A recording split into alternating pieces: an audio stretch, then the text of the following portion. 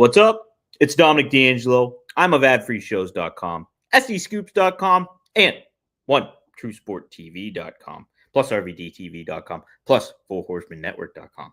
Anyway, it's Monday. We got some cool stuff to talk about. Saturday night's main event. We got a little Raw preview happening and some news floating around out and about the town. I don't know. I'm solo again today. Robert is on assignment, so you are stuck with just me. Bam! DPD. I got a Jets hat on.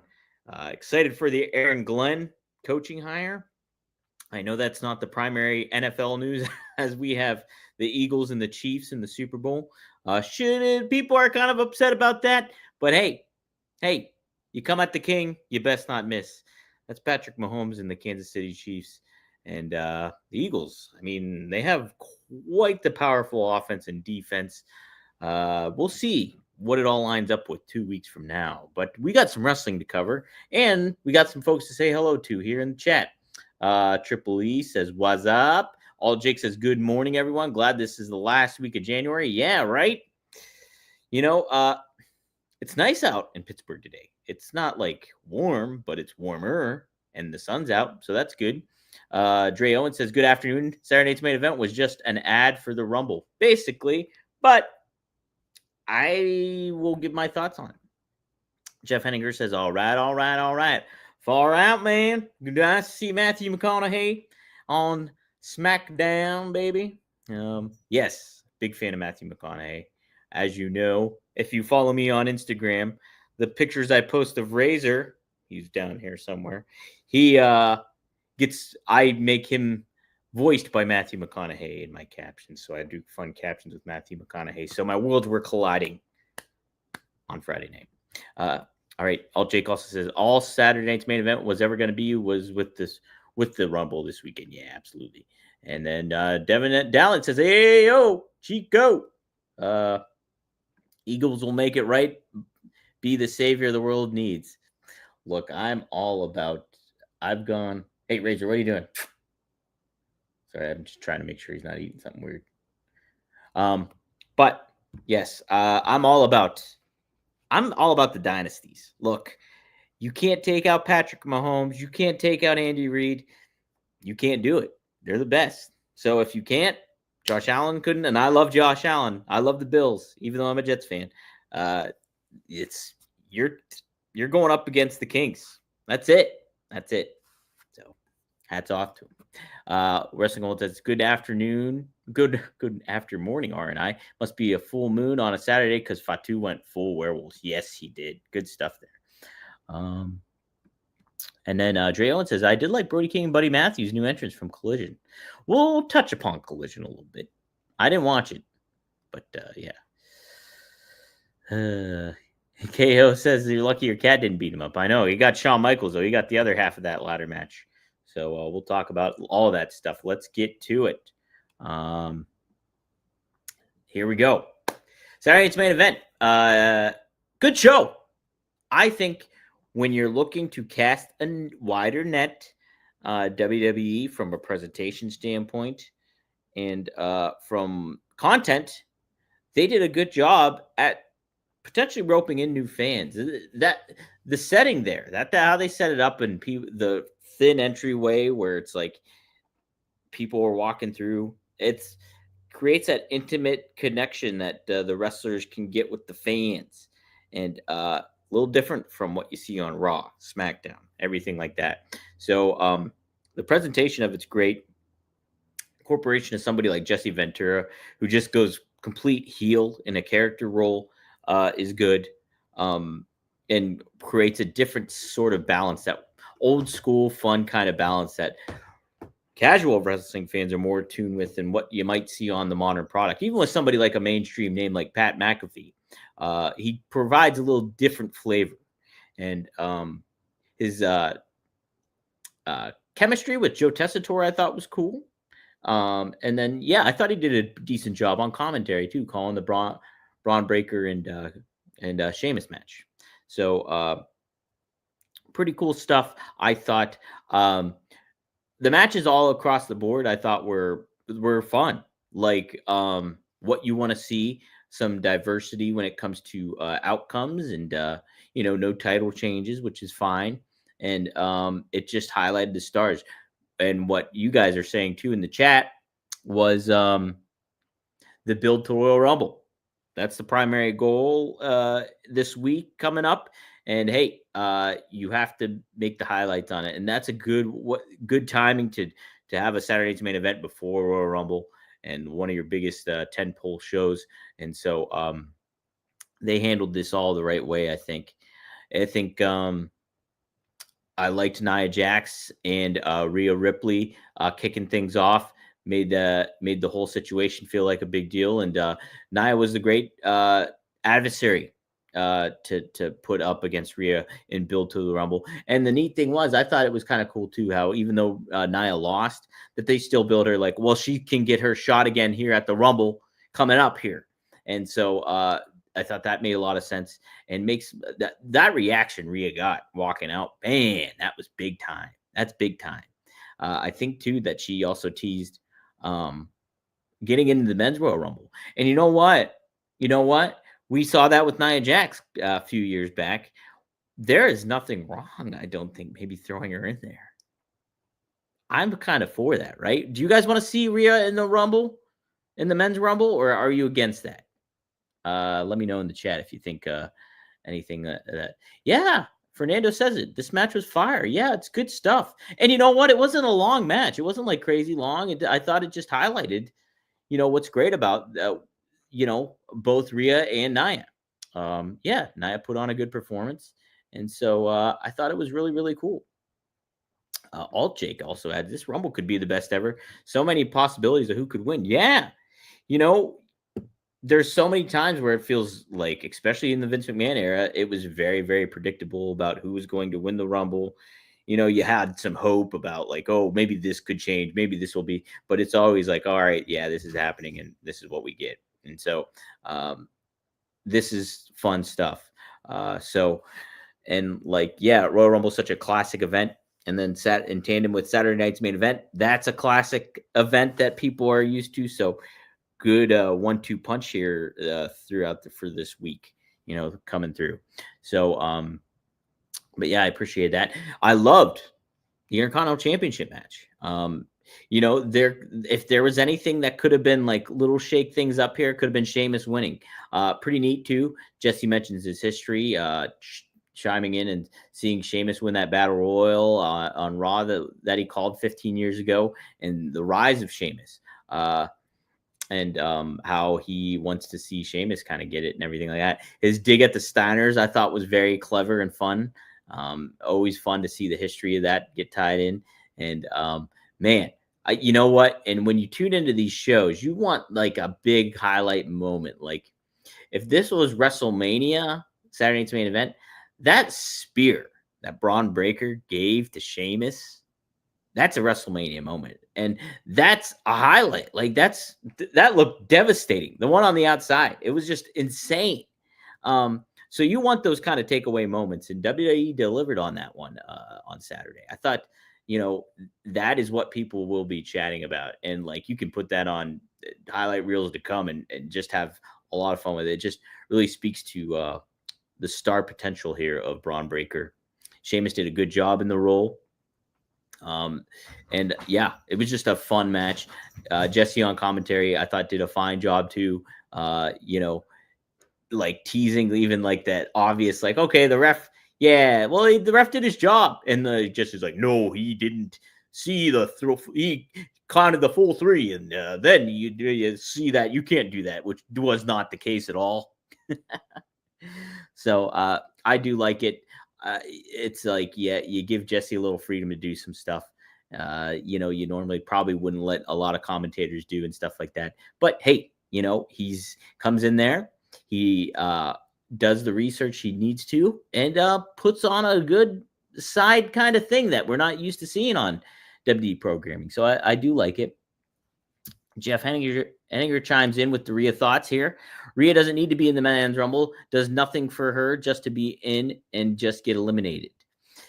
Yeah, I would agree with that. I think, though, if you do get her in there, you have her do something. like eliminate somebody pretty damn notable. And not just like a fluke thing. Have her eliminate somebody. Wow. Okay. Because we've seen Beth Phoenix in there, right? We've seen Nia Jax in there. Rhea, of all people, like you could make the argument for, should be in there. Oh my gosh. Razor just knocked over sunglasses. Yeah. So I think there. I think it's almost, if you don't do it at some point in her career, I think it's going to be a missed opportunity to kind of get her involved. You could really have some fun. All right, this is going to sound crazy, but I would be for this even. I would be for this. What if Rhea made the final four of the Men's Royal Rumble? Pretty crazy. Very something to talk about. Really get a lot of conversation going. I'm not against it. But I mean, you have so many names that like what you guys are saying in the chat too. I mean, it's unpredictable who could win this. Hey, you little. Sorry, guys. Razor's eating something weird. You are a terror today. Come here. You're a terror. I'll be back.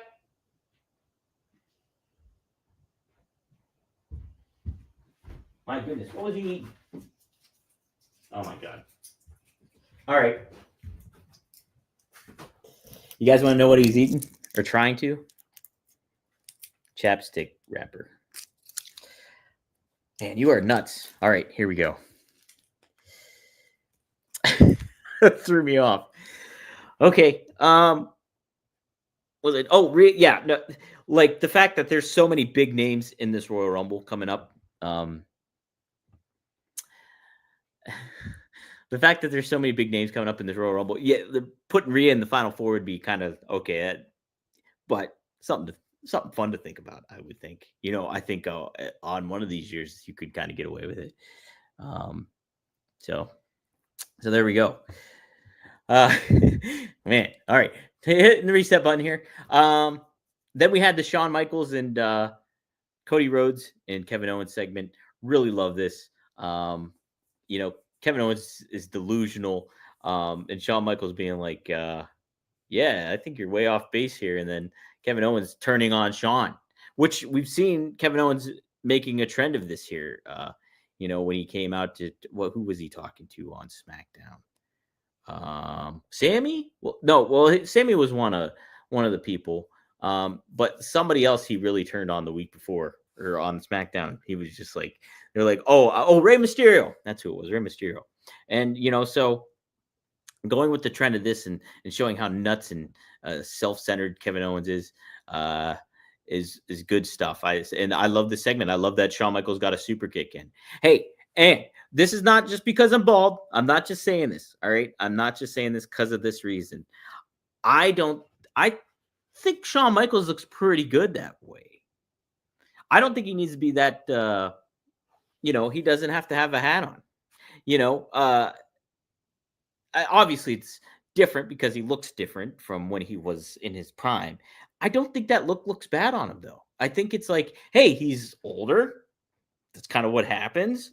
And, I think he could pull it off still. I think he's not Hulk Hogan skullet. It's just like, that's his hairline. Now, I will say this. He could also shave it completely and grow out a beard and and do the Triple H. That's also a fine choice. Either way, and the hat looks fine too. I mean, whatever Shawn decides to do is fine. But I think I was like, oh, it looks good that way. It doesn't. Yeah, it looks good. Either way, this was fun stuff. A good way to highlight the show, build towards Royal Rumble. Ladder match, I'm all for that kind of stuff. So I thought that was a great presentation on there. Devin Dowling says Sammy should turn heel and join KO. I'm going to say no on that. Here's why. We've seen it already. And I know we've seen Kevin Owens versus Sami Zayn in the past before.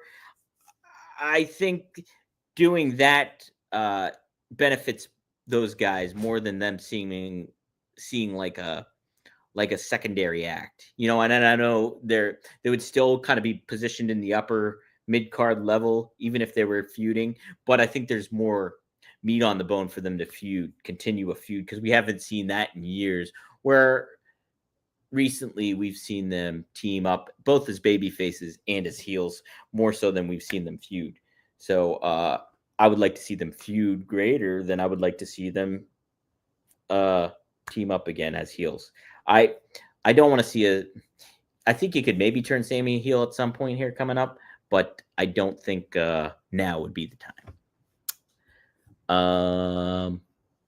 What match do we have after this year? Let me see. So funny, I did not pull it up. Oh, he is bad. I don't know what you're doing. He's screwing around with something. Dang it. Where am I at here? Saturday night's main event. Trying to keep an eye on the cat. Trying to keep an eye on the card here. Boom. Okay, let's take a look. Oh, geez. Yes. Man. Okay, Braun Strowman and Jacob Fatu. Oh, my God. 1 second, guys. What are you doing? Get out of here. Ugh. Absolute terror. This guy's nuts. You're nuts. It's unbelievable. Okay. I don't know if a super soaker worked for him.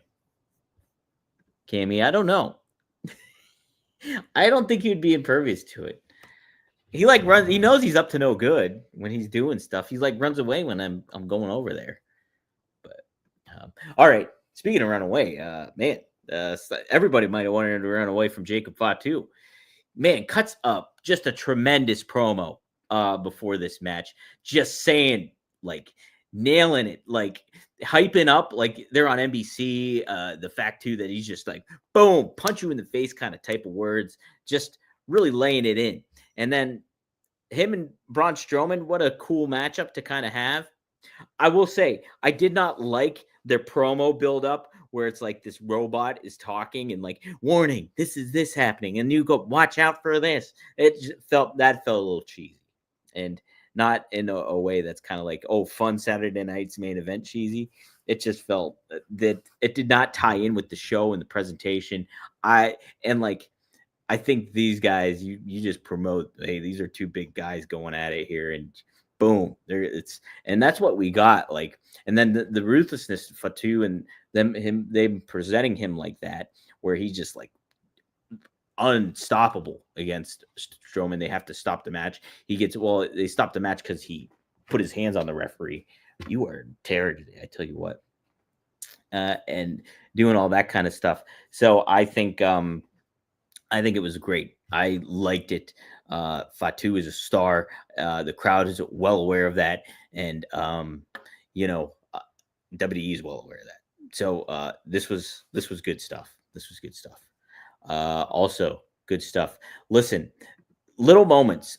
Somebody that's really good at the little moments here when it comes to getting their star power over is oh my God, why am I blanking?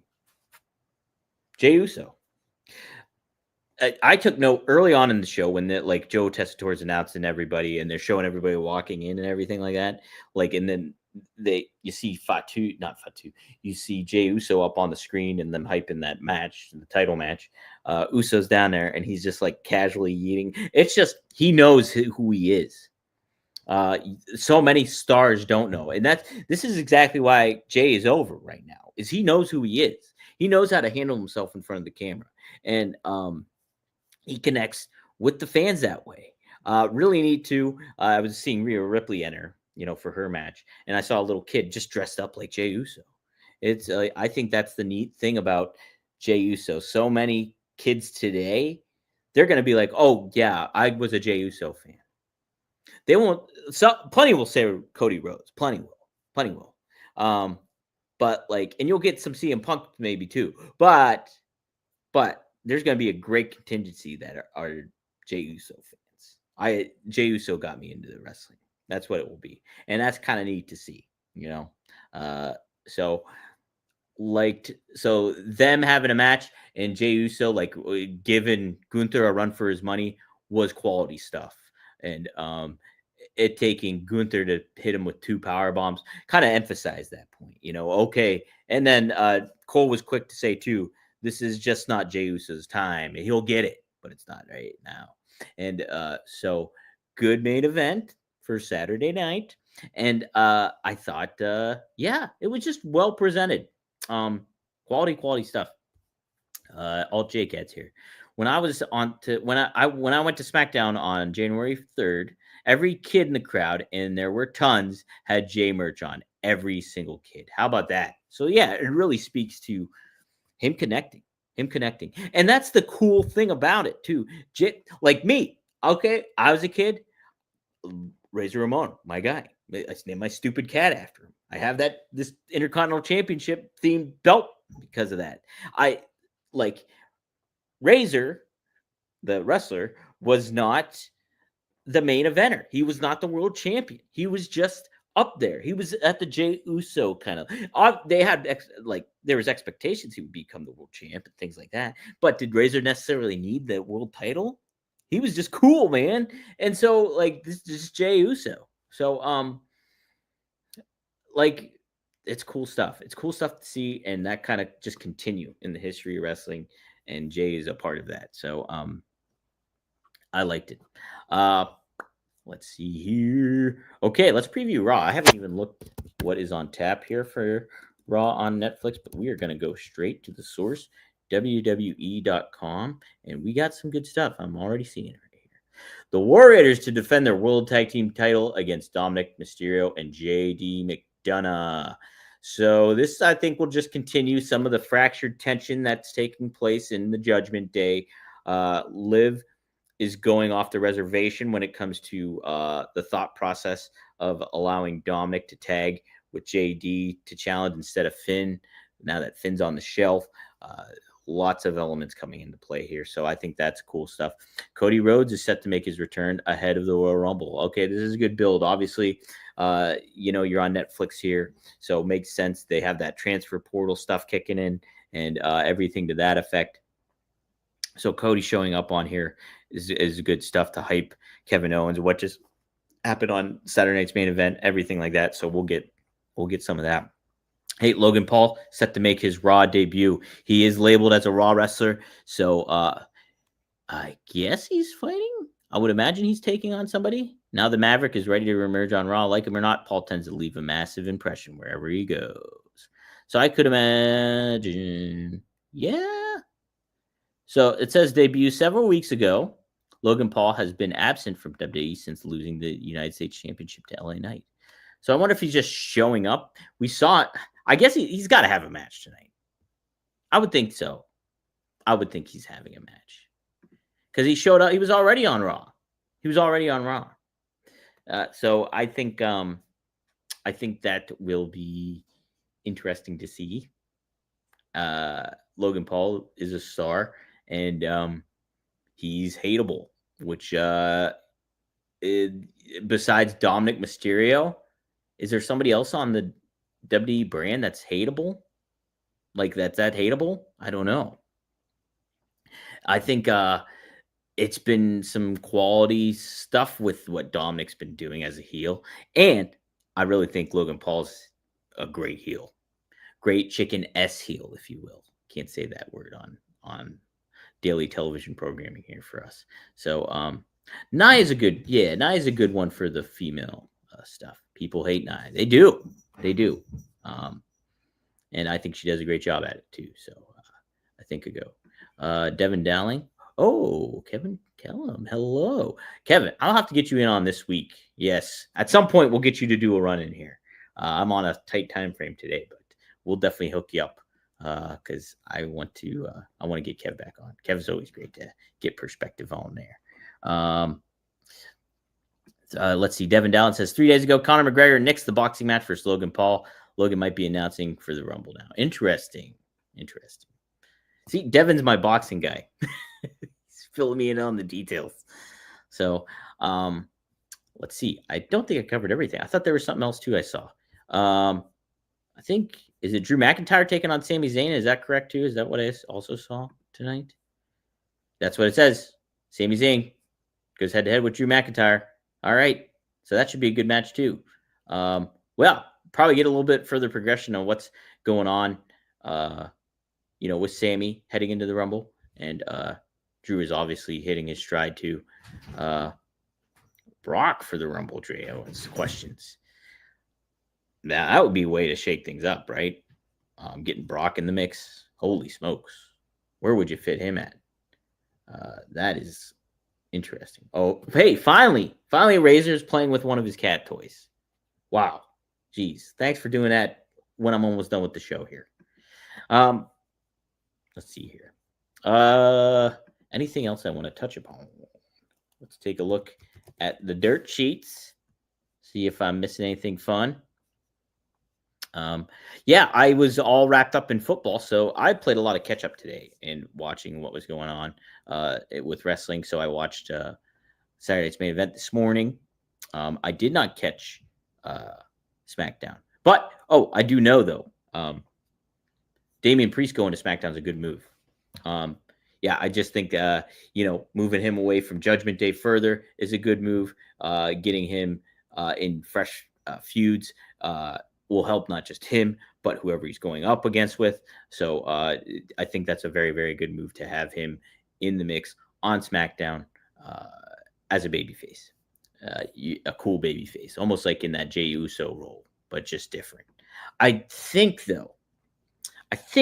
he needs an attire change. I think that he just needs a new look now. What he's wearing is still very Judgment Day-y. And I know he's got his own kind of style to it all and everything to that effect. But I think a fresh coat of paint would be nice for Damian. But I'm excited to see what he does. All right. As far as anything else goes, oh my gosh, I have to post the new RVD. Wow, I totally forgot. New RVD coming up today on your podcast feed of choice and on rvdtv.com. So be on the lookout for that. You got a little preview of it early on with the him talking about his issues with Bobby Fulton and that family of that promotional family. He double barrels them. So take a look at that. Go to rvdtv.com and check out that clip, and we'll get the episode up here later today at 4:20 p.m. Eastern Standard Time. Be on the lookout both from a podcast feed and from YouTube. Should be a good one. He covers other ground too outside of that, so be sure to check out that episode in full later today. Also, be on the lookout if you haven't for Patreon with Robert and Scott coming up on Working Stiff. I'm sure they'll cover Saturday Night's Main Event, the results of that, and give you a lot of good, fun content once Robert's able to do that with Scott. So check that out. As far as anything else goes, that'll do it. That'll do it today. I thanks everybody for tuning in. Kellum included, gives me a smiley face. I always appreciate Kev. Kev's the man. Appreciate Alt Jake, Devin Dowling, Cammy chiming in. Ron Ward's in the house too. Triple E, everybody. So Lou, the Heartbreak Gentleman. I don't know what's in the effort to that, but yeah, he is the Heartbreak Gentleman. Maybe you're just referring to wiser, older Shawn Michaels, but I like it. Either way, good stuff, guys. I'll see you here tomorrow on Rumor and Innuendo. Best of luck in your future endeavors, and wish me best of luck in handling that darn cat, Razor Pomone. Yeah.